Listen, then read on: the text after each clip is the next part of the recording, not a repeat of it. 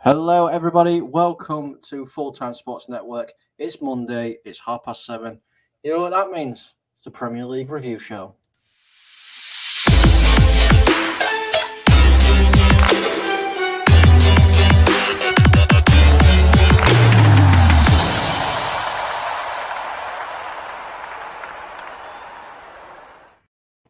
Yes, it's the Premier League review show, and today I am joined by a fabulous Irishman. Rebel, how you doing, mate?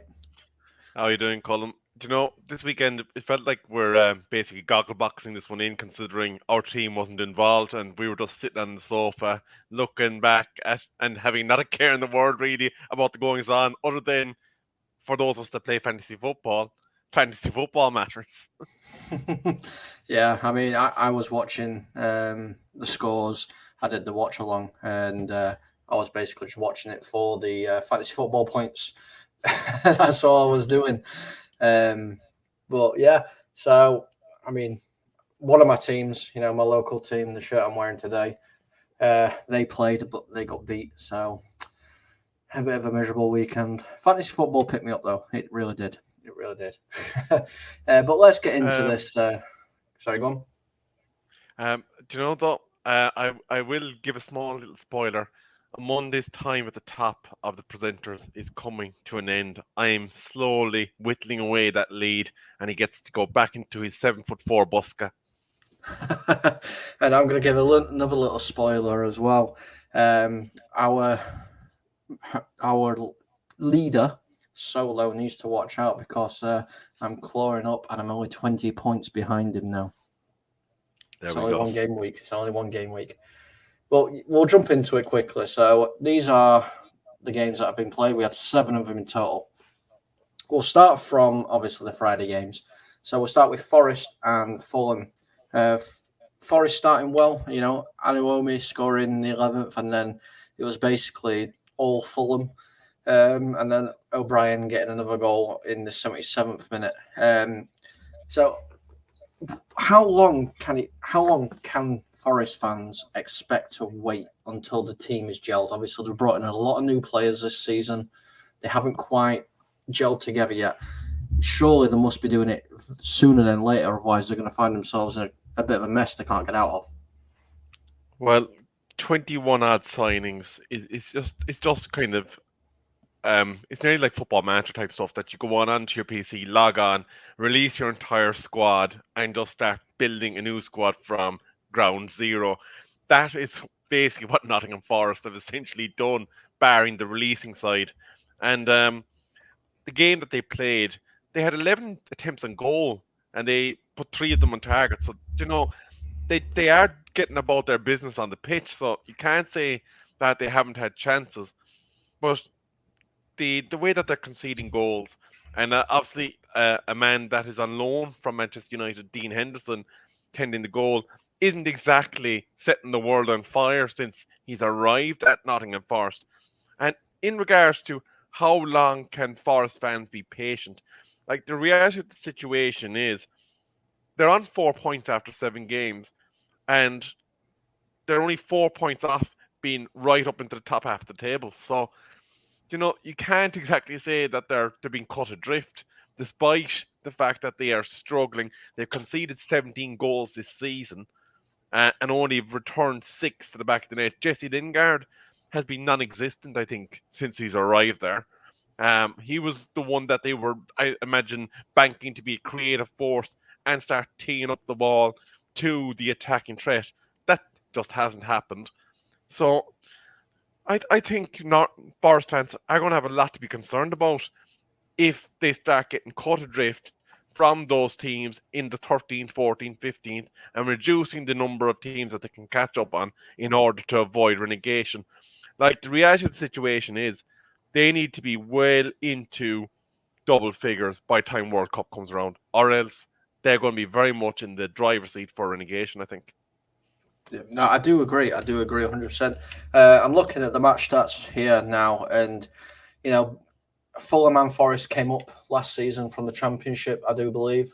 And if you look at the match stats, like for instance, Fulham had 15 shots to Forest's 11. They had 721 touches of the ball compared to Forest's 540. They made 555 passes compared to Forest's 375. They made more tackles, had more corners.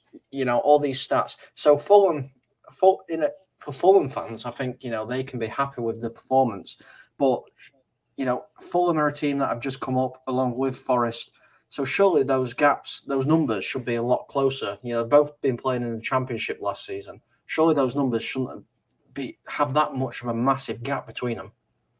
Well, I think what you have to remember though is Fulham are after starting the season playing with confidence. They got an unexpected win against Liverpool, which kick-started their season majorly, gave them a bit of belief.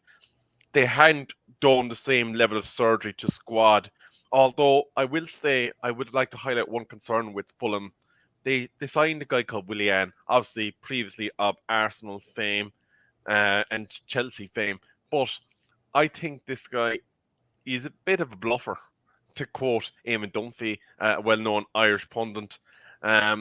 He's never really set fire to the Premier League. You see little glimpses here and there, like his debut for Arsenal the season before last season. I can't remember which one it was, but like when you think about the main structures of that Fulham team, like one great bit of business they done is they got in Leno, a fine German keeper, into 10 goal. Someone that was there with Arsenal, has plenty Premier League experience. Mitrovic has been a fully established vocal point in their dressing room for years. So again, they didn't overly get complicated with the way that they were shifting the point of their attack. And, interestingly, everybody was writing off Mitrovic as an attacking threat in Premier League. They said he's been here before, he couldn't do it, he can't do it, and he won't do it. Now, I think again, and it's going to be something that we're going to come back to a lot. I think as we progress through the different fixtures, squad depth is going to be a big issue for this Fulham team come the turn of the season. Now, the only thing that might save them is that Winter World Cup. How many of their players are going to actually be on international duty? And if it's the case that they're able to kind of do some fitness training, kind of just a little bit of conservative training to keep the levels going and quietly go about their business, this could play into their favour, having a small squad. Now, I do see Shane Duffy on the bench, Carlos Vinicius, there's a few of them there, but I don't think you'd be getting more than, 3-4 international players out of the Fulham team come World Cup. And even if they do travel to World Cup, how many of them are going to be starting 11 players? But as you said, Cullum, and rightly so, these are two teams that were fighting it out, slogging it out together, and Championship to come up. And Fulham just seem to have adapted better to Premier League football. Whether it's the fact that they've been up and down a bit like a yo-yo club, or whether or not they just didn't dissettle the squad as much with a variety of additional players, it remains to be seen. But I think Nottingham Forest definitely have to be candidates to go straight back down the way things are going. And Fulham, they do need to monitor the way that they go about their business come the turn of the window, because squad depth is going to be something that's rather critical in a relegation battle. Yep, I have to agree. Just before we go on a little bit, should I say hello to Mumsy? Say, oh, you big lads, big up lads, and the man himself, Solo, who is slowly falling down that fantasy league table. How you doing, Solo? Hope everything is well. Obviously, can I just plug Solo? Seeing Solo turned up, I suppose it'd be remiss of us not to mention they are live at 8:30 on the Man United agenda, and they've got Andy Tate on with them. And I think every Manchester United fan knows who Andy Tate is, but he's live with them at 8:30. So if you are interested to hear what they have to say for themselves, we will be more than likely wrapped up by that point. So we won't hold it against you if you want to jump over to them after. No, we won't at all. And if there are any Spurs fans watching at all as well, the Spurs fan channel will be going live at 8 p.m. So if you're not a United fan, you still want some football content and you fancy a bit of Spurs action, do tune into them as well. And we've got Full-Time Sports here saying, please give us a subscribe if you're new to the channel. Yes, please do, guys. We are on the road to 150. So please do help us reach that. We'll be forever grateful.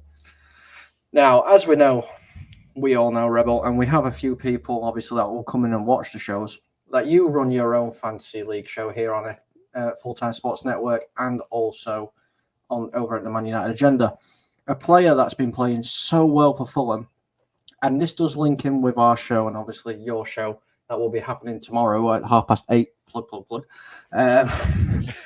is Polinia. Now, Polinia's been amazing since he signed for Fulham. You know, he seems to have adapted to the Premier League like a duck to water. What's your opinions on him? Because he seems to be one of Fulham's best players. Well, looking at just I suppose a raw level to start with, 7 appearances, 2 goals scored, 5 yellow cards. Now that is one thing that I will say is going to be concerning for Fulham, is that he's attracting that yellow card. He's only went through 2 games where he didn't pick up one. In terms of his output, like any game that he's actually scored in, by the looks of it, Fulham have actually won. So he scored against Nottingham Forest, Fulham won. He scored against Brentford, Fulham won. And he scored against Estoril. Actually, that was pre-season. But in any case, I think he's done a good job in bringing a bit of creative prowess to the Fulham team.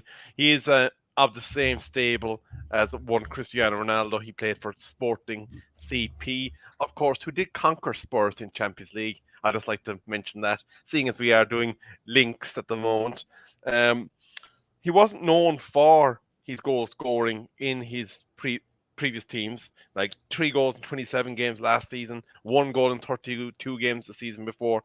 But he does seem to add a depth to that Fulham lineup that gives him a bit more security in that double pivot with Reed. Yes, he does. He does indeed. I think he's one to keep an eye out for this season. Myself, definitely. Big up to Matthew Bassett. He says, big up to everyone on the show and in the chat. I hope you're doing well, mate. So let's move on to the other game that happened on Friday. Aston Villa versus Southampton. A 1-0 win, a Jacob Ramsey goal, and then nothing else really to shout about. Is this a step in the right direction for Steven Gerrard? You know, there's been a few people saying he's not going to last. Is this where he's going to kickstart it now, do you think? Steven Gerrard has a massive squad at this stage, particularly front-loaded on the attacking setup. So he's going to obviously run into the problem eventually, where there's going to be players kind of getting a bit of unrest over their playing time. On bench, the last day was Danny Ings, Douglas Luiz, Buendia, just to name a few. In terms of the players, I think the one problem he has, major problem that he has, is I don't think Mings is a good enough defender to actually do what they need to do over the course of the season. Constant serviceable. And the other one that's kind of frightening from a Villa perspective is Ashley Young is commanding that wing back start at the moment. Now, obviously, Matty Cash is out injured, so needs must. But the fact that their drop down is a 37-year-old in Premier League, especially in a position where you do need a bit of mobility, is rather concerning for them. And tactically, he got 11 shots, goal attempts, 3 shots on target. It's just hard to say, though, with Steven Gerrard, whether or not he's actually going to be capable of bringing it up another level. Like, what we've seen in his career as a manager so far is there was always advancements in his development, and things seem to have stalled. He was given a bit of money this year, and he got in some quality players in the likes of Kamara. Obviously, they signed Coutinho on a full-time basis. Augustini was there before, I believe. But like at the end of the day, given the level of investment that has gone into that squad, they should be a lot more comfortable than they are now. They're sitting 15th in the league, 7 points, 7 games. Again, very much goal shy at 6 goals in those 7 games. So with Gerrard, I think it's going to be important now in the kind of next couple of fixtures. They have Leeds, Nottingham their next two. It's going to be important for them to get 6 points, really, I think, out of those 2 games at this point. And getting that against Leeds at the moment is not going to be an easy task for them, because Leeds, despite having lost Calvin Phillips and Rafinha, and and still being without Wham Bam Bamford, they seem to be going from strength to strength now. Obviously, we'll be covering them later on, so I won't dip into many further than that. But I think, I think now at the moment, Steven Gerrard is amongst my managers that I favour for the sack before year end. I've named 3: Lampard, Gerrard, and I think obviously the with Brendan Rodgers, it's probably only a matter of time too for him. But I think after Rodgers, Gerrard is probably the next man on the chop, even though I would say he's a better manager than Lampard, oddly enough. Well, there's plenty of people. I would have liked to have Ross's opinion. Obviously, he's our local Villa fan on the channel. But, I mean, if we look at Southampton, obviously Southampton will be disappointed they've lost this game 1-0. But if you look at the previous games as well, you know, they've lost 1-0 to Wolves. They beat Chelsea 2-1. They got beat by Man United 1-0. They've beat Leicester 2-1. Is this just typical Southampton, or should Southampton fans be disappointed? I'll be honest with you, if I was a Southampton fan, given the way that they've started the season, they've been decent. They've made improvements. They were whipping boys at times last season, and there were a lot of people's favourites, I think, amongst the bottom 3 conversation prior to season starting. They haven't been absolutely rinsed by anyone.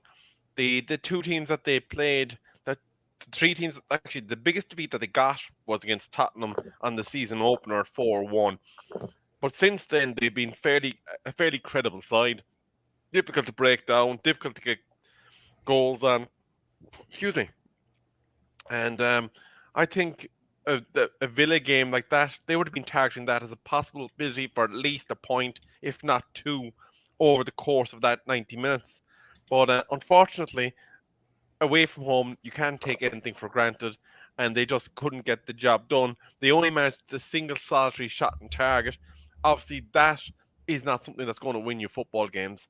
You're going to need to increase your production and at least make the keeper work. Martinez is a good, solid keeper for Villa. In terms of their passing, the tempo of the game really was in the Villa fans, or the Villa hands, I should say, as the game progressed, because the stats bear out Villa having the game playing to their suit. So I think something that Southampton fans are going to want to work on is that number of attempts that they're getting on goal, and in particular the number that they're getting on target. Now, somebody that I've been really keeping an eye on is the Irish goalkeeper, Gavin Bazuma.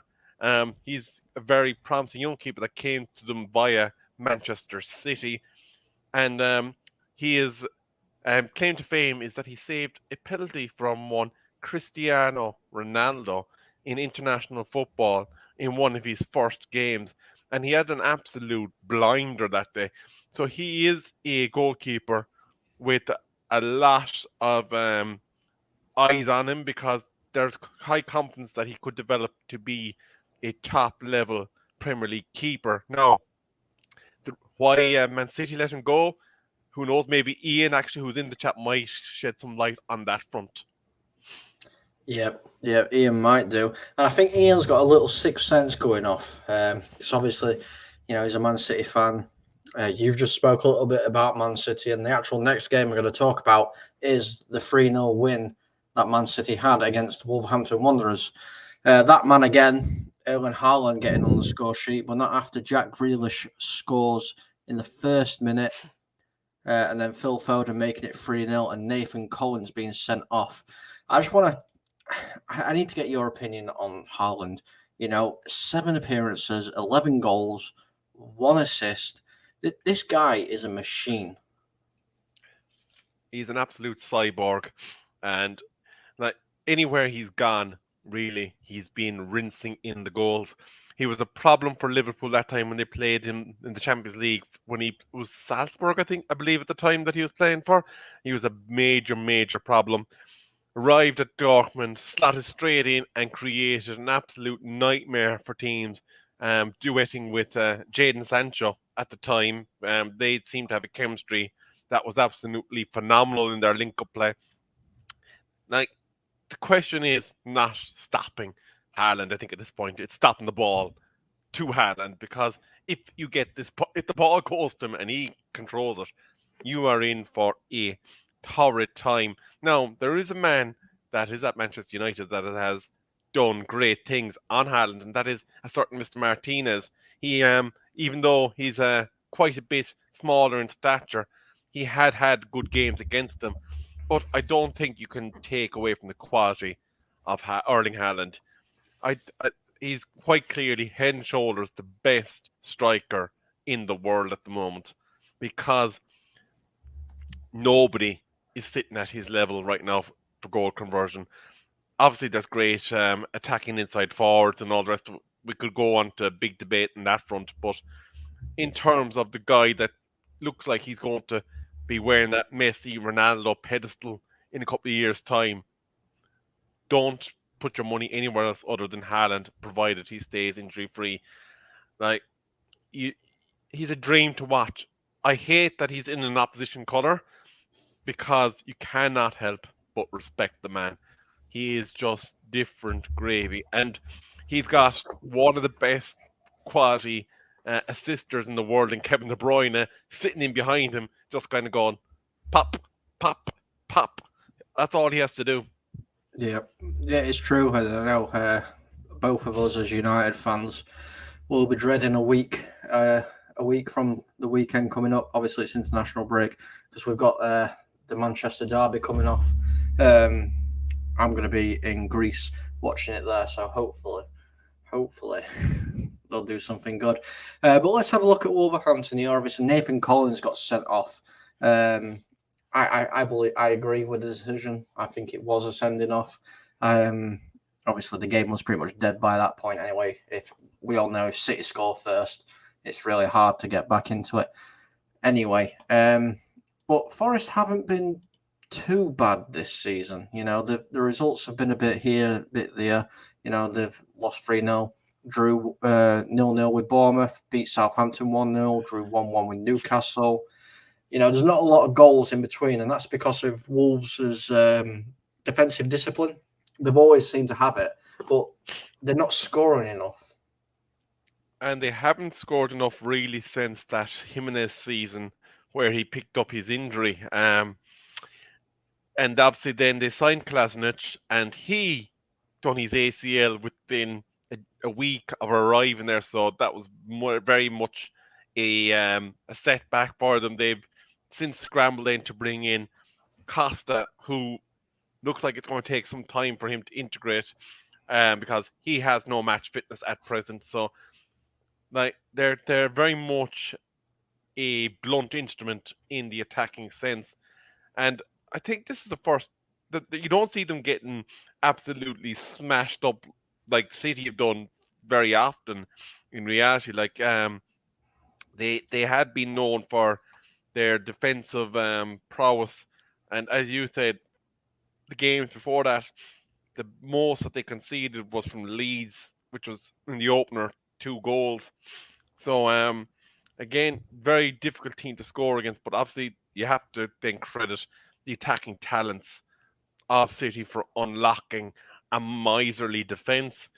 Like, when you look at Wolves over the years, they've changed their manager, they've changed multiple playing personnel, but the core values of the team have been maintained, and that is be difficult to break down, make the opposition work for it. But if they want to step up to the next level, they're going to need to start getting that goal count up. Again, that's going to be something that, as the season wears on, if they don't actually address or start picking up a few favourable 1-0 victories, it's going to be a problem for them, and it's going to put them in the conversation that, they, given the quality of that squad, they should be nowhere near. No, I do agree. 25 minutes in. So please do like, share, and subscribe if you haven't already. Hit that notification bell to know when we go live here on Full Time Sports Network. With not just football, we are covering the majority of sports and always looking to expand as well. So let's go on to the next game, which is Newcastle Bournemouth. Before you do, can I give one other quick spoiler regarding tomorrow night? Along with our fantasy football review, we won't be doing a preview show just yet because we need to see whether or not there's some injuries in the international break that would influence possible tactical decisions that managers would need to make. We are going to be discussing the matter of international football and its place in the modern era and how the fan base considers international football and do the players buy in to wearing the jersey anymore. So that is something that we will also be discussing along with our review of the previous game week, just as a little quick teaser. So make sure you tune in tomorrow at 8:30 for Rebels Fantasy Focus. Right, let's move on to Newcastle Bournemouth, a 1-1 draw. Billing scoring in the second half. It was very, very quiet first half. And then Isaac scoring a goal from the penalty spot. Isaac, he's had a lot of praise. A lot of people think he's a very talented striker. What's your thoughts on this signing for Newcastle? Well, interestingly, talking about Isaac, I think a lot of people felt that he might be a bit of a creative block to St. Maxim. This is more from Newcastle sources that I've been speaking to. They were wondering how he could integrate and utilize their existing creative assets. So some fans were questioning whether or not the money was going to be better resourced in an alternate position. I think as a whole, this result was a surprise. I thought Newcastle would have kicked on against Bournemouth. Like the absolutely dominated possession, 72%, 20 goal attempts, 7 on which were on target. So on another day, maybe Isaac, if he had his finishing boots, could have had a hat trick. But I think he's going to be a major threat. He's going to be somebody that will be into the mid to high teens in terms of his goal return coming the season. And what Eddie Howe is doing at Newcastle is actually quite impressive in terms of the squad that is being built. But let's just not gloss over the fact that I think Newcastle have only got a single win this season. Correct me if I'm wrong there. Yeah, and that was the opener against Newcastle. Every other game has either been a loss or a draw. Now, given the quality of that squad, and with two very, very high-profile managers available, Mauricio Pochettino and Thomas Tuchel, and the fact that money really won't be an object in trying to attract said managers to the job, because they'll be told, look, you have this squad to work with.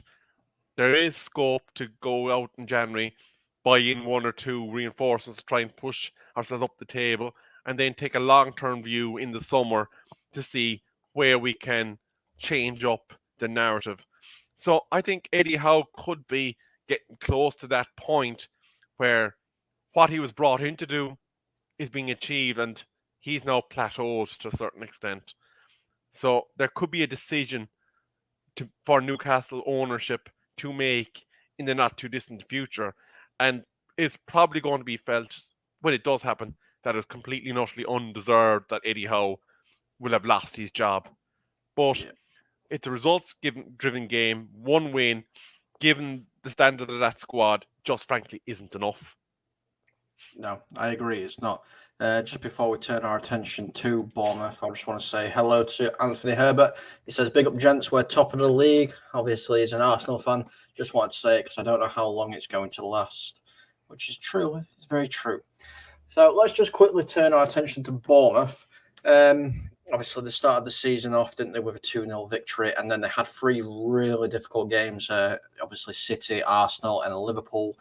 But since that Liverpool game, that 9-0 thrashing that they were on the other end of, and Scott Parker got given his marching orders after that game, they seem to have turned it around a little bit. They've got a point at Wolves. They've beat Newcastle and they've managed to get another point at Newcastle. Is this is that 9-0 thrashing a wake-up call to what the Premier League is actually like? Well, when you think about it, right, 19 goals conceded over the entirety of the season. Take away that 9-goal thrashing, they're pretty much in par with everybody that's in and around them. Newcastle having conceded 7, Leeds conceding 10, Everton have only conceded 6, and Southampton 11. So that pretty much brings them back into that they're in that pack, that they're in the conversation for a solid mid-table finish. Um, the, the reality is that any team could get a spanking on its day, and on that day, it was Scott Parker's turn to get humbled, and it probably exposed maybe some managerial lackings in what Scott Parker could deliver in the way that he sets out his team. Now, looking at their squad, you've got Neto, who was very much talked about as a goalkeeping reinforcement. Their defenders, there's not a whole pile jumping out that you'd say is well known. Ryan Fredericks, I think, is ex Newcastle. And then obviously their midfield, then they have the likes of Cook and Billing and a few others that had been uh, around the Premier League for a while. Up top, though, again, this is an inheritance from when Liverpool were getting rid of their fringe players. They've had Dominic Solanke as one of their attacking threats. I do believe that they're going to need something to return more goals in order to set themselves apart coming this season from that bottom three conversation. But what they went about and what they done against Newcastle, given the vast array of talent that Newcastle had, has to be applauded. They set out to get a result, and they got it in Tyneside. So I think that was job done as far as Bournemouth were concerned. Like, a point away in that situation was about the height of what they dreamt. If they robbed 3 points, that would have been obviously something that they would have been delighted with, but would not have been targeting on the day. You go out to win, but I think there's an element of realism within management that a point really is a great result for them. I do think they're a bit, again, like a lot of sides, they're a bit thin. So maybe the fact that the squad is a bit small mightn't be the biggest factor, considering there's a number of clubs in that framework. But look, if they can keep getting results like that, they're going to be in around the 40 odd points mark coming the season, which probably should be enough to get them another season of Premier League football. Yeah, I think if they can sort things out, they'll be fine. They'll be fine as well. I heard you say more goals in there, and the next game definitely gave more goals. Spurs 6, Leicester City 2. Yuri Tillemans kicking off this one with a 6th-minute penalty before Harry Kane decided to pull it back for 1-1. Eric Dyer made it 2-1 to Tottenham. Then Maddison decided to score to make it 2-2, and from then on it was Bentancur from 47th minute made it 3-2, and then I do believe on the 59th minute, the man of the match, the hat-trick hero, Son Heung-min, decided to come on. He's not had the best start to the season, but bags 3 goals. How much confidence is that going to give him? Can I just also give a shout out to the prophet Bat Time with Fawn, who in our fantasy football show last week said, put the captain on Son, and he even went as far as saying triple captain. Like, I want to know, are you a time walker? Because I wish I'd bloody listened to him at this stage, because that would have been sending me straight to the top of the league. But look, all jokes aside, I think we all felt that Son started the league a lot quieter than his quality. Like, the man just is a phenomenal worker, puts it all on his sleeve when he's out on the pitch, and has the talent to back it up. Um, I'm a big fan of his, and arguably for me, if you were to say you could have any player from Tottenham Hotspur's team, I'd be taking Son every single day of the week. No disrespect to Harry Kane or any of the other massive talents that they do have, but Son would be the one just because of his attitude and the way he approaches the game in conjunction with that talent just sets him apart. And he is the standard bearer, I think, for any young footballer, regardless of who you support.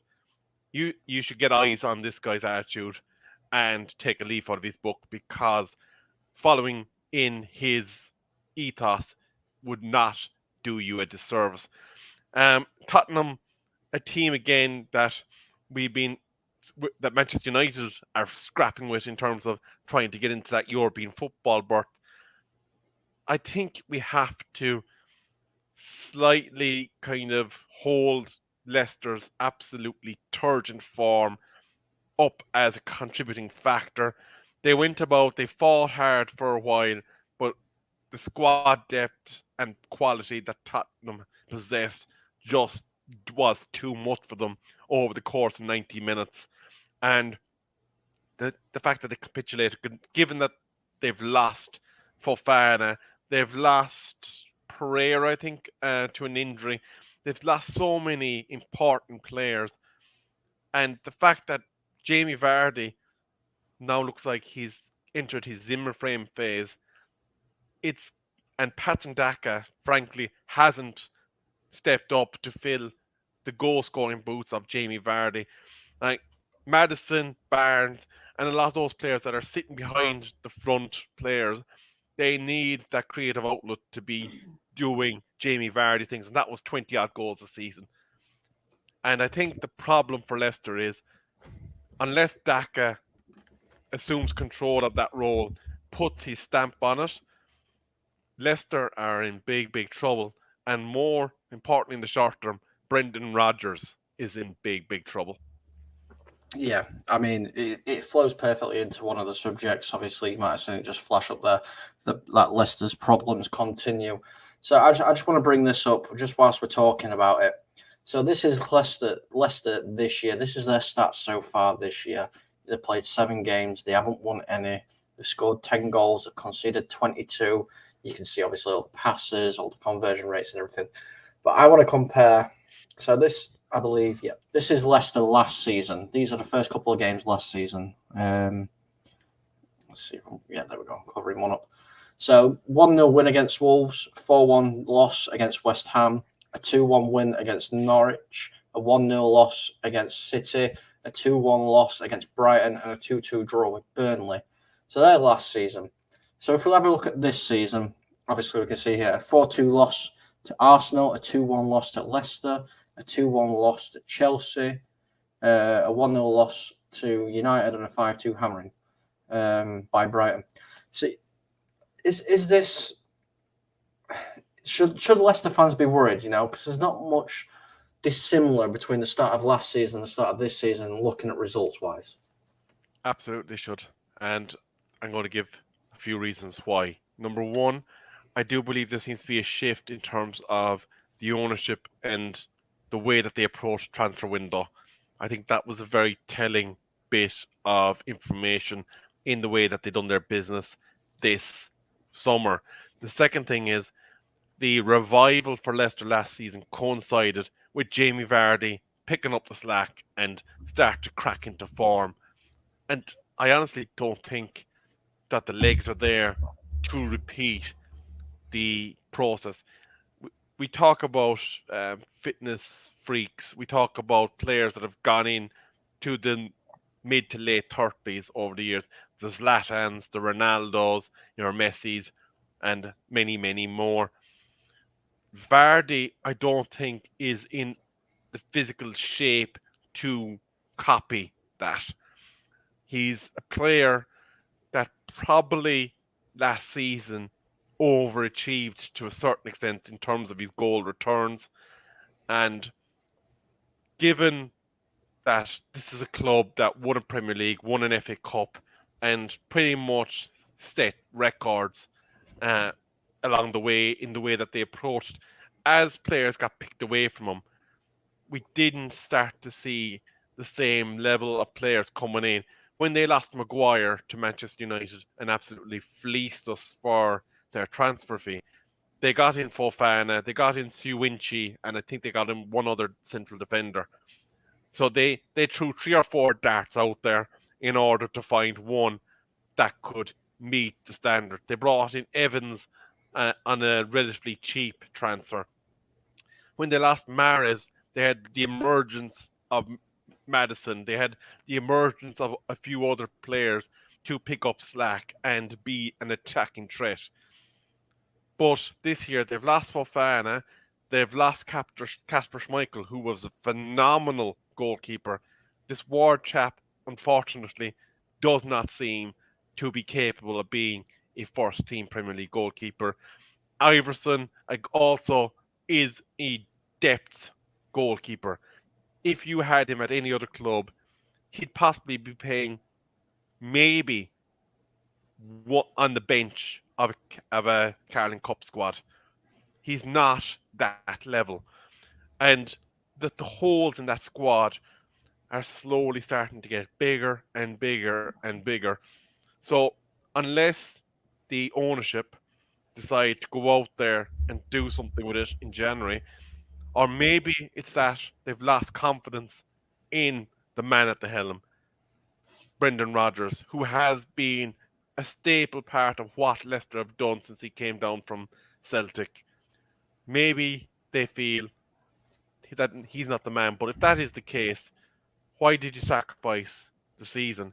Why not take affirmative action in the summer when there was still opportunity for whoever their desired manager would have been to come in and make the changes that they need? That Fofana deal that they done, that was a very late departure, and to be able to react to that in a proper manner, just it they just did not give the pro planning time to it, and I think it is going to be a case of if Leicester do end up in relegation trouble, it'd be, well, lads, you made your cake, now eat it. 100%. 100% agree. We could do a whole 16-hour show on the ins and outs of what's happening at Leicester, but I think you've put it very, very well there in the space of a couple of minutes. But we'll move swiftly on because we do have 2 more games to go through, and the first one is Brentford versus Arsenal.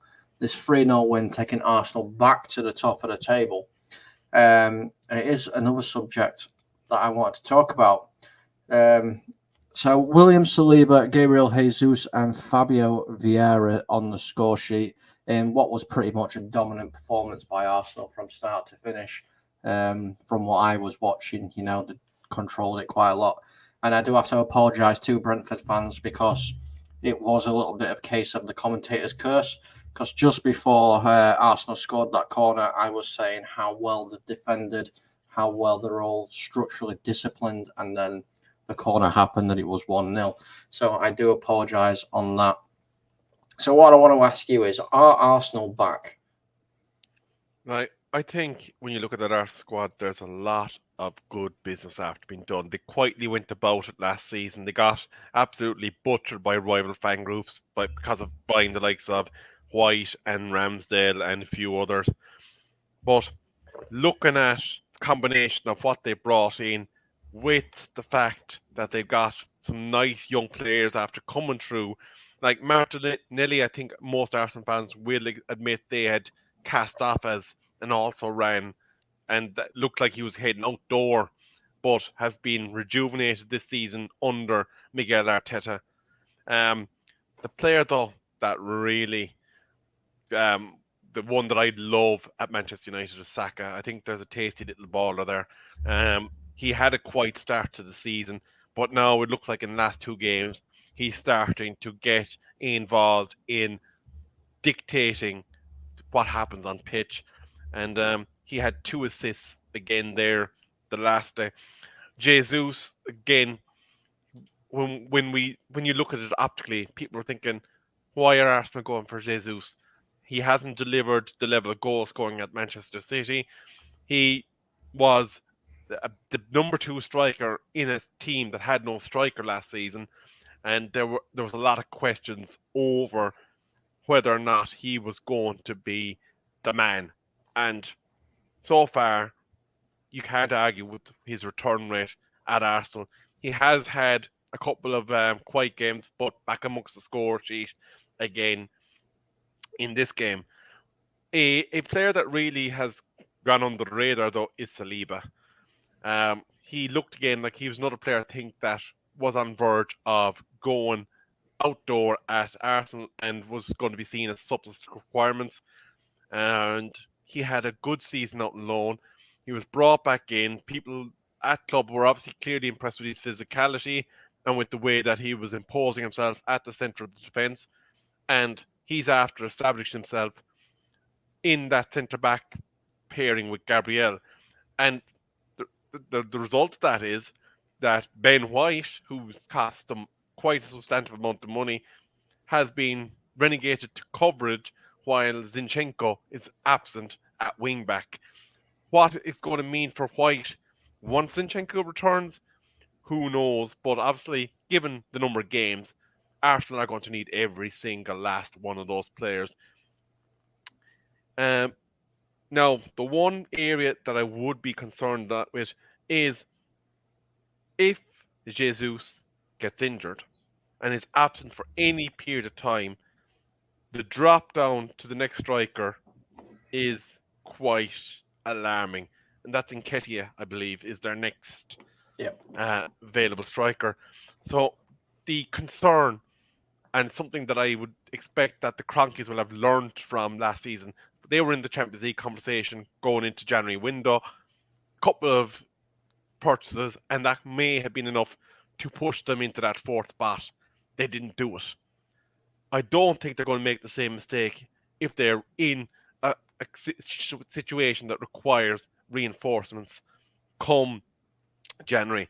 They will make those impacts if it is within their realms or their financial situation. Now, there is always the opportunity to sell a player, and I'd imagine anyone that's in their benched area, they wouldn't be exactly shying away from selling. Now, Brentford, I just want to briefly give credit. There's a couple of players in that Brentford team that you would have thought may have died away following the departure of Christian Eriksen, one of which was Ivan Toney. It was believed that a lot of the ball that Toney was profiting on last season went through one Christian Eriksen. But they've done some very clever business in recruiting Damsgaard and a few others during the off-season. And I do think if Toney returns on the level of match, the level of chances that he's receiving, there is going to be teams that are going to be casting an eye and kind of going, okay, maybe we could utilise him. But in terms of Arsenal, can they maintain it? Their squad is definitely going to carry them up until Christmas and have them within that, yes, we can challenge for league title.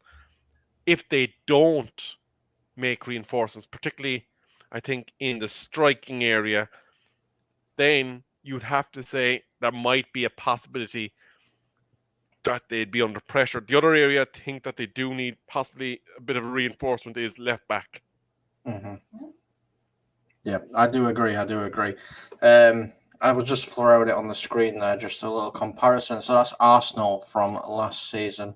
You know, they lost this game 2-0 against Brentford last season, got beat by Chelsea 2-0, got beat by City 5-0, beat Norwich 1-0, beat Burnley 1-0, beat Spurs 3-1. Compared to this season, you know, they've beat Crystal Palace, they've beat Leicester, they've beat Bournemouth, they've beat Fulham, they've beat Villa. They got beat by the best team in Manchester, 3-1, and obviously they've gone on and won again today. There's a lot of Arsenal fans, won't say it publicly on anything where they can be recorded or anything or clipped, but a lot of them saying it could be their year to challenge for the title. However, looking at Brentford, I don't think Brentford have anything to be worried about. In all fairness, you know, they drew 2-2 with Leicester this season. They beat United 4-0. Okay, they lost Fulham 3-2, and then they had 2 draws. But they came back, you know, beat Leeds, who we all know Leeds aren't an easy team to play against. They comfortably beat them, and then this one against Arsenal. So I don't think Brentford need to worry about anything. I think they'll finish comfortably. I think one telling thing, and I'm going to throw this out to Arsenal supporters that will either are watching it currently or will be watching it back in playback, because I do know that we do get a lot of after show watchbacks. In terms of the way Manchester United approached the game, there was a number again that quietly said it while the cameras were off, felt that the tactical approach from Arteta was lacking with the way that they came at Manchester United. And Manchester United literally had a tactical tick box exercise in the way that they dictated what was happening in that game. And it could be a template of sort that teams with the capability to be that dangerous on a counter might follow. And I'd imagine Manchester City would have no qualms not playing their usual game of football if it wasn't working for them to break down Arsenal. I don't think Liverpool would have any qualms with reverting to a counter attack break to punish Arsenal. There's a lot of teams with personnel that could do Arsenal harm as season progresses. So I think what Arsenal fans will want to see is, okay, here's template A, but in the event of, let's shift to this and make sure that we're not exposed on a counter-attack, or that we do not give up the same mistakes that led to that one blemish on our league record this season. And I agree fully with you, Cullum, on Brentford. They have nothing to worry about as long as they keep Ivan Toney. Yep, 100% do agree. I am cautious of time, so we'll quickly move on to our last one. That is Everton versus West Ham United. 1-0 Everton, their new boy, Neil Maupay, scoring the goal. He loves scoring against West Ham. We know this. I'm just going to keep this one brief. I think Everton, squad-wise, it's a very, very ordinary, plain side. There is absolutely, and I'm sorry, Everton fans, nothing that sets my pulse racing about that Everton lineup. Demarai Gray at one point I thought was an exciting little fantasy football prospect. Gordon, young fella, he was subject to speculation with Chelsea, and unfortunately his season has slightly dipped in September.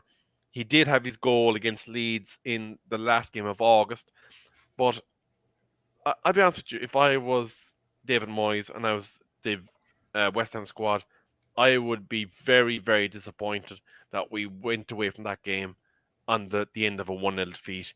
Like, look at that squad that West Ham have. They had the exciting Brazilian reinforcement Pacuta. They had Antonio, they had Scamacca, they have Fornells, they have Bone, and then they have what arguably is one of the most solid spines defensively in the league in Rice and Suchek, and the cat kicker Zuma then obviously is in centre back. But like, there was no way reading that squad on paper that you'd have said that Everton Football Club should be winning that game. And I'll be honest with you, even looking at the likes of Forest and a few others and Fulham, I would argue that the squad on paper is weaker than any of the teams that came up. No, I have to agree. I really do have to agree with you there. Like I said, we'll keep it short with this one. West Ham have to be so disappointed with this. Everton aren't the best attacking side in the world, and not even that solid defensively either. There's quite a lot of gaps in the team that can be exploited. I think the one player that they've brought in, obviously with Connor Cody, I think he's helped a lot. I think he's been probably Everton's best player in quite a lot of the games that I've seen him in. But I mean, it's a case of Everton need to keep doing it, keep grinding out these results to make sure they stay in the Premier League. They don't want a repeat of last season where they were fighting it in the last couple of days. And then West Ham, they need to book up their ideas, really, don't they? Yeah, well, like even thinking of looking at the bench, Seamus Coleman. Look, I love Seamus, Irish player, done great service for Ireland over the years. He's not that player anymore. Davies, okay, there's an argument for Davies. Doucouré, yeah, on his day he can be okay. James Garner, someone that I would have liked to have seen getting a chance, but obviously, clearly, he didn't show the physicality or something that Ten Hag wanted. And now, following his transfer to Everton, has yet to establish his place in that first team midfield, which is currently made up of Idrissa Gueye, who's a fine footballer, and Anua and Iwobi, both players who I think Garner should have been saying to himself, yeah, I can knock off one of these guys, but yet hasn't. And just briefly, Keane, Neil, Rondon, just no. I'm sorry. What the only player really, other than Pickford, that they were missing is probably Yeremini from their injury list. The other ones are Townsend, Holgate, and Godfrey is actually not a bad player in fairness to him. But in general, that Everton squad, that management ticket is only sending them one way and one way only, and that's for pain. Yep, I do agree. 100%. So before we start, just about to wrap things up, I am bringing a new segment into this, and I haven't put it out on Twitter, but we will be going forward from Twitter on this now. We're going to do a goal of the week where obviously I'm going to try and watch as many games as I can do, or the highlights at least, and pick out some goals. And you guys in the chat and on the social media pages can vote for your goal of the week. Like I said, I didn't do it this week, unfortunately, so I've just kind of picked one personally. Please don't shoot me in the chat, you know. And my player who scored the goal of the week is Mr. Fabio Vieira for Arsenal. I thought like it was a quality goal that he scored. But if you want to get involved in the goal of the week, we will be putting obviously polls out there for you guys to vote on, and then you guys will choose the goal of the week for next week going forward. Just briefly, I'm trying to remember, was it in the Champions League or was it this weekend that Haaland had that ridiculous goal? Champions League, yeah. Yeah, it was a ridiculous goal. Completely ridiculous. I think he's going to get a lot of votes a lot of the time, in all fairness. So as we wrap things up now, let's bring up the table. So Arsenal fans will be happy. You know, they're top of the league again for now, followed by City, Tottenham, Brighton, and then Manchester United.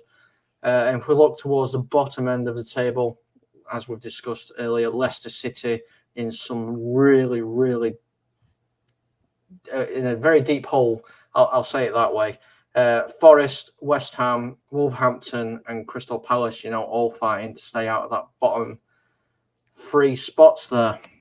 My opinion is Palace are going to zoom up table. I think they have a quality set of players that will kick in as the season goes on. I think Brighton could be a team that you could see starting to parachute down following, obviously, Graham Potter's move to Chelsea. I don't know anything about their new manager. I will have to do a bit of reading on him. Arsenal are going to be thereabouts come Christmas. City obviously are going to be thereabouts. I expect Liverpool to move up a few spots. One Salah and a few others click into gear. Fulham, I think, are a team that are currently performing above expectation. And Manchester United, I do want to make one point. It's going to be a very busy October. I believe they have a game every 3 games for the entirety of the month. Yes, I believe they do. I just want to say hello to Arsenal for Life. Hello and welcome into the stream. Just as we're ending, so if you want to watch it back, please do make sure to go back and watch it. And do like, subscribe, hit your notification bell, all that fun stuff. Rebel, thank you very much for coming on today. Please tell the lovely people where they can find you. Well, you will find me here every Tuesday, either doing a fantasy football based show or a hybrid show, as it is going to be tomorrow. We will be covering international football and its place in the modern era. I am at rebel_TMUA on Twitter, and I also do appear on the Main Agenda Manchester United fan podcast group that is also on YouTube, and they are going live at 8:30, but you'll find me here nearly every week anyway. Fantastic. And all you lovely people know where to find me. I'm here every single Monday at 7:30, unless I'm on holiday on a sunny beach somewhere. So for me, I'm from Rebel. Thank you all so much for tuning in, and we'll see you next time.